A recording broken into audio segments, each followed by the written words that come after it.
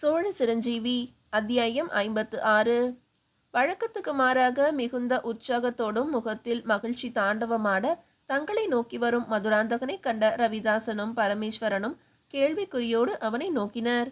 ஏதோ நடந்திருக்கிறது என்பது அவர்களுக்கு தெளிவாகவே புரிந்தது. தம்பி, ஏதோ விஷயத்தோடு வருகிறான் மதுராந்தகன். நீயாக அதில் ஆர்வம் காட்டாதே, அவனாகவே கூறட்டும் என்றான் ரவிதாசன்.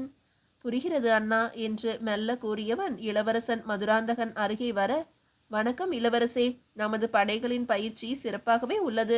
நாகையிலிருந்தும் நாளை பெருமளவில் வீரர்களை இணைக்க இருக்கிறேன் என்றான் பரமேஸ்வரன். இனி அதற்கு அவசியமில்லை என்று நினைக்கிறேன் பிரம்மராயரே. நாம் எதிர்பார்த்தது தானே நடக்கிறது என்றான் மதுராந்தகன். படை வேண்டாமா? ஏன் இளவரசே, கொடுத்த அவகாசத்தை பேரரசர் மறுத்துவிட்டாரா? ஈழத்தை நோக்கி நாம் செல்லப்போவதில்லையா? உங்களது வீரம் என்ன என்பதை ஈழத்தின் மூலம் உலகறியும் என்று நான் நினைத்திருந்தேனே. பொய்யாக கவலைப்பட்டான் ரவிதாசன். வீரம் வெளிப்பட வேண்டிய தருணம் நெருங்கிவிட்டது என்கிறேன். இனி காத்திருக்க தேவையில்லை என்கிறேன். நம் படையோடு புறப்படுகிறோம் மேலை சாளுக்கியம் நோக்கி என்றான் மதுராந்தகன் உற்சாகமாக. இடையில் தொண்டை மண்டலமும் அங்கு ஆதித்த வேங்கையும் இருப்பதை மறந்துவிட்டீர்களா இளவரசே? ஆதித்தனா? இனிமேலா? வேங்கையை கூண்டில் அடைத்தாகிவிட்டது பிரம்மராயரே. ஆதித்தன் என்ற பெயரே சோழ அரசியலில் இருந்து அகற்றப்பட்டுவிட்டது. அதுவும் யாரால் தெரியுமா? வேங்கையை பெற்ற பேரரசராலேயே என்று கூறி சிரித்தான் மதுராந்தகன். புரியவில்லை இளவரசே. ஆதித்தனை விலக்குவது என்பது நடக்கக்கூடிய காரியமா? நடந்துவிட்டது என கூறி நடந்தவைகள் அத்தனையும் ஒன்று விடாமல் கூறினான் மதுராந்தகன். சொல்லும் போதே வெற்றி களிப்பு அவன் முகத்தில் தாண்டவமாடியது. இனி ஆதித்தன் தலையெடுக்க வாய்ப்பே இல்லை பிரம்மராயரே என்று கொண்டாடினான். நடந்ததை அப்படியே கூறியும் ரவிதாசனோ பரமேஸ்வரனோ கொஞ்சம் கூட முகத்தில் மகிழ்ச்சியை காட்டாது மதுராந்தகனை என்னவோ செய்தது. என்னவாயிற்று உங்களுக்கு? இத்தனை மகிழ்ச்சியான விஷயத்தை கூறியுள்ளேன், சிறிது கூட மகிழ்ந்ததாக தெரியவில்லையே என்று கேட்டான். இது வருத்தப்பட வேண்டிய விஷயம் அரசே. இது புரியாமல் தாங்கள்தான் கொண்டாடுகிறீர்கள். என்ன? ஆதித்தன் ஒதுக்கப்பட்டது வருத்தப்பட வேண்டிய விஷயமா? சாளுக்கிய போருக்கு தளபதியாக நான் செல்வது வருந்த வேண்டிய விஷயமா? கோபமாக கேட்டான் மதுராந்தகன். ஆதித்தன் ஒதுக்கப்படவில்லை இளவரசே. சுந்தர சோழரால் காப்பாற்றப்பட்டிருக்கிறான். ஈழப்போருக்கு மாதண்ட நாயகனாக சென்று புகழ் பெற வேண்டிய உங்களையும் தவிர்த்து வெறும் தளபதியாக்கிவிட்டு தானே அப்புகழினை அடைய நினைக்கிறார் சுந்தரர். இது புரியாமல் நீங்களும் என்று இழுத்தான் ரவிதாசன். ஆதித்தனுக்கு இது கடும் தண்டனை அல்லவா? அவனது லட்சியத்தை இனி அவனால் அடையவே முடியாதே. சோழ அரசியல் விவகாரங்களில் எல்லா பொறுப்புகளில் இருந்தும் அவன் நீக்கப்பட்டிருக்கிறானே. ஆம் இளவரசே, நாளை எது நடப்பினும் எவருமே ஆதித்தனை குறையும் கூற முடியாது அல்லவா? கேட்ட ரவிதாசனின் கேள்வி யோசிக்க வைத்தது மதுராந்தகனை. சோழத்தை எதிர்க்காமலேயே தனியாட்சி நடத்த திட்டமிட்டான் ஆதித்தன் என அதிகாரபூர்வமாக ஆதாரபூர்வமாக நீங்கள் நிரூபித்த பின்பு ராஜ துரோகம் குற்றம் சுமத்தியல்லவா ஆதித்தன் தண்டிக்கப்பட்டிருக்க வேண்டும். ஆனால் அது நடக்கவில்லை. ஆதித்தனின் இடத்தில் வடதிசை மாதண்ட நாயகனாக பொறுப்பேற்க போவது நீங்களா? அதுவும் இல்லையே. பார்த்திவேந்திர பல்லவரையன். யார் அவன்? ஆதித்தனின் நண்பன் அல்லவா? மேலை சாளுக்கிய போருக்கு மாதண்ட நாயகனாக உங்களை அனுப்பியிருந்தால் ஆதித்தனை எதிர்த்தாலும் தயங்காமல் வென்று அவனை சிறைப்பிடித்து வந்திருக்கலாம். இப்போது செல்வது யார்? பழுவேட்டரையர். சோழத்தின் பால் மிகுந்த பற்றுள்ளவர். அத்தனை எளிதாய் ஆதித்தனை ஒதுங்க விடுவாரா? ஏதாவது திட்டமிட்டு எதையாவது கூறி ஆதித்தனையும் சாளுக்கிய போருக்கு சம்மதிக்க வைத்துவிட்டால் மறுபடியும் மாமன்னரும் அவர்தம் மகனும் இணைந்து விட மாட்டார்களா? அதன் பிறகு உங்களது நிலை என்ன என்பதை ஒரு கணமாவது யோசித்தீர்களா? கேள்விகளை தொடர்ச்சியாக குவித்தான் பரமேஸ்வரன். எதற்குமே தன்னிடம் பதில் இல்லை என்பதை அறிந்து திகைத்தான் மதுராந்தகன். அப்படியெனில் என்னை ஏமாற்றத்தான் இத்தனை நாடகமா? கொதித்தான் மதுராந்தகன். கூடவே ஆதித்தனையும் காக்க, உங்களை ஒன்றுமில்லாமல் செய்ய. இது புரியாமல் நீங்களே கொண்டாடுகிறீர்கள் உங்களது அழிவின் ஆரம்பத்தை என்ற ரவிதாசனின் வார்த்தைகளால் சினம் தலைக்கு ஏறியது மதுராந்தகனுக்கு. அழிவா? எனக்கா? என்னை அழித்து ஆதித்தனை அரசனாக்க நினைக்கிறாரா மாமன்னர்? நான் விட்டு விடுவேனா? என்ன செய்து விடுவீர்கள் இளவரசே? ஏதும் செய்ய இயலாத கையறு நிலை என்று தூண்டினான் பரமேஸ்வரன்.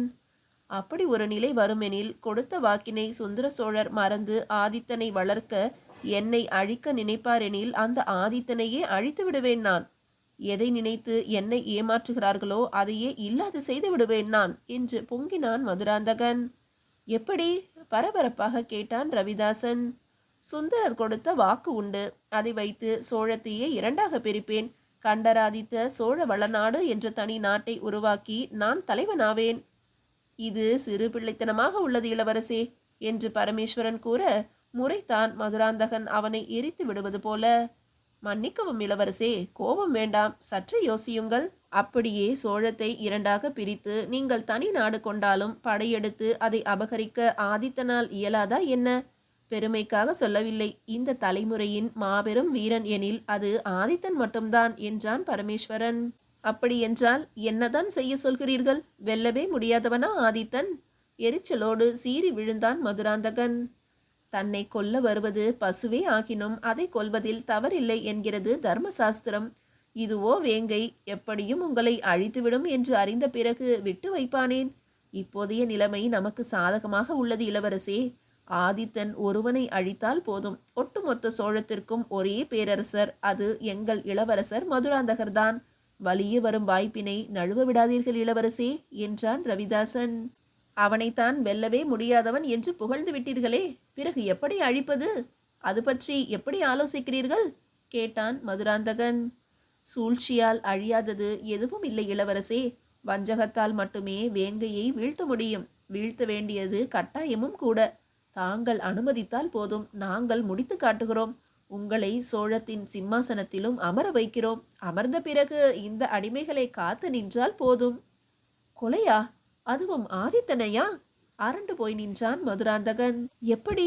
அத்தனை எளிதில் முடிகின்ற காரியமா இது? மாட்டிக்கொண்டால் நிலை என்னாகும் தெரியுமா?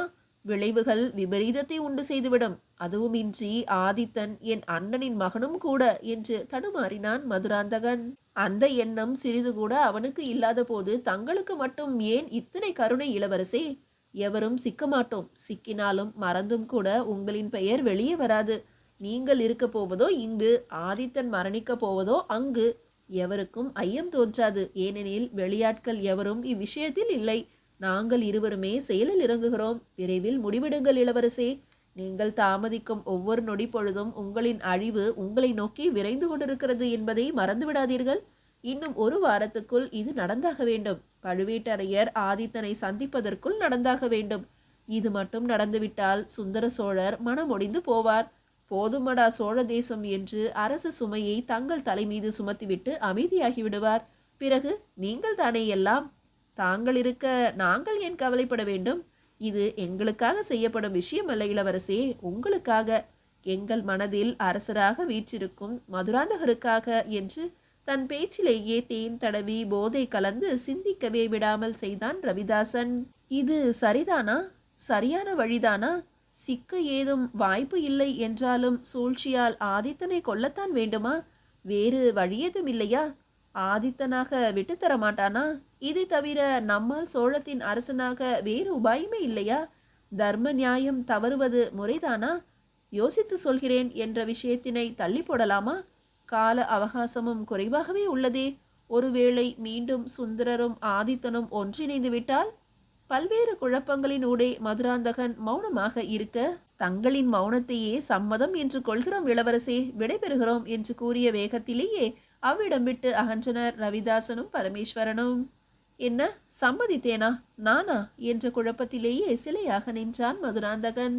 சோழத்தினை அதுவரை நெருங்கக்கூட முடியாமல் தவித்து கிடந்த விதியானது ஆதித்தன் தவிர்க்கப்பட்டான் என்பதை அறிந்து தனது விளையாட்டினை மகிழ்வோடு தொடங்க ஆரம்பித்தது. மீதியை அடுத்த அத்தியாயத்தில் காணலாம். அத்தியாயம் 57.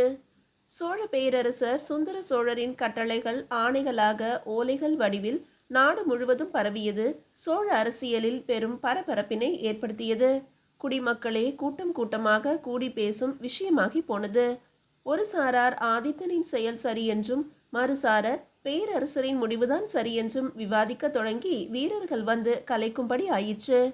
சோழத்தின் சிற்றரசர்களாக தோளோடு தோள் நிற்கும் அரையர்களுக்கோ ஒன்றும் புரியாத நிலை. ஆதித்த கரிகாலன் இல்லாத சோழ அரசியல் என்பது சிலருக்கு வேதனையை கொடுத்தது.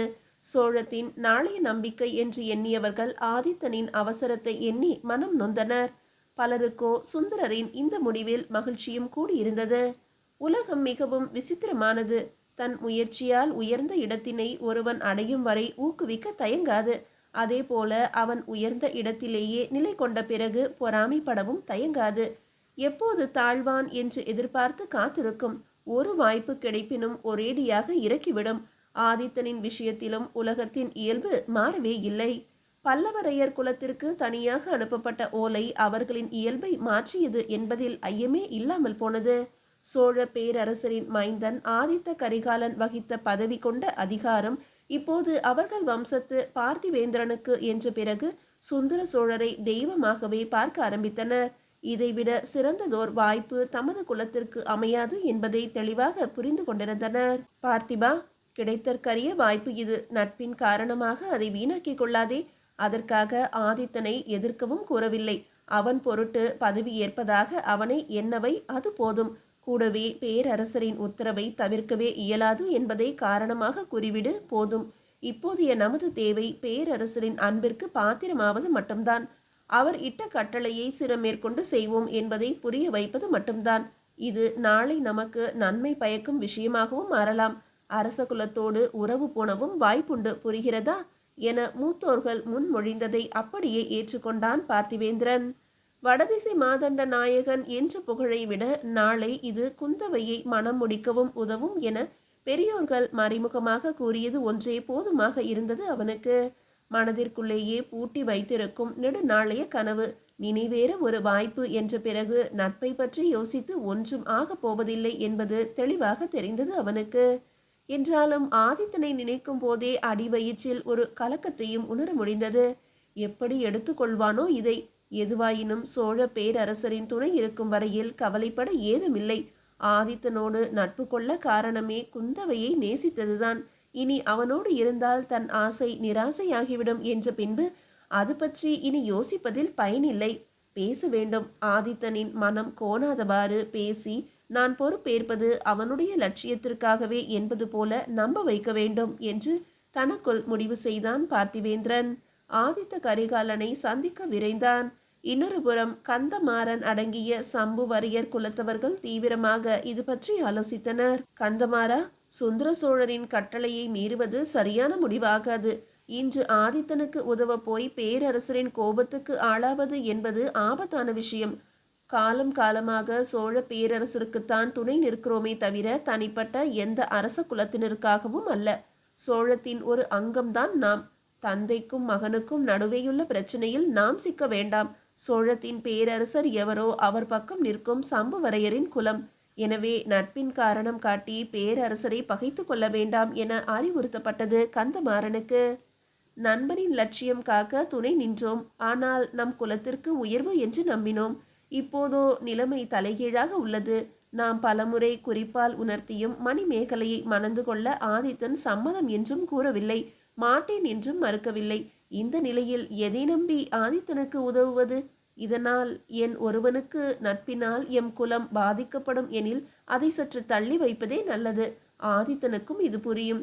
சோழ பேரரசரின் கட்டளையை மீற முடியாத எமது நிலை புரியும். அதுவரை அமைதியாகவே இருப்போம் என்று தன்னைத்தானே சமாதானப்படுத்தி கொண்டு காஞ்சியின் வடபுறத்தே காத்திருந்த தமது படையினை திரும்பவும் தம்மிடத்திற்கே அழைத்து கொண்டு வர உத்தரவு பிறப்பித்தான். சோழர் படையின் வரவிற்கு காத்திருப்பதாகவும் அவசியமெனில் அவர்களோடு இணைந்து மேலை சாளுக்கியம் தாக்க உதவ தயாராக இருப்பதாக பதில் அனுப்பிவிட்டான் பேரரசனுக்கு. இளவரசன் அருண்மொழியோ தவித்து போனான். கொடும்பாளூரில் தங்கியிருந்த அவனால் என்ன நடந்தது, எதற்காக இப்படி ஒரு கடுமையான கட்டளை என்பதை யோசிக்கவே தலை சுற்றியது. எவர் பக்கம் தவறு இருப்பதாக தோன்றவில்லையே.